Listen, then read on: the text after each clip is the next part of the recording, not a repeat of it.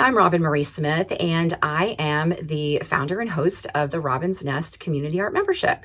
So I wanted to give you a peek in this video on what we're working on in January. It's called Puffy Heart Tags, and we're also making fabric balls. We're doing it a little early because, you know, Valentine's kind of creeps up on you when you hit February. So let me show you what we're working on. I think my most favorite part of this project that we're doing are these fabric balls.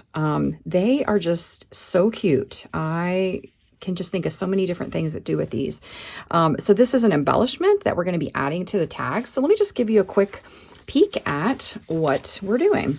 So we're going to be doing a trio of these Puffy Heart tags, and then we're embellishing them with these fabric the fabric balls. So we have a couple different sizes and a couple different styles, black and white hearts, cream colored tags. We're going to do some found words, some wire.